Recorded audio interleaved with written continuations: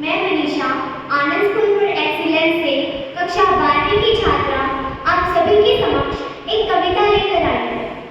सर्वप्रथम मैं इस मंच को नमन करती हूँ और यहाँ उपस्थित सभी जनों का तहे दिल से अभिनंदन करती हूँ।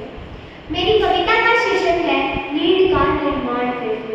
इस कविता में सब कुछ नष्ट होने के बाद भी नव निर्माण की प्रेरणा दी गई है। नीड का निर्माण फिर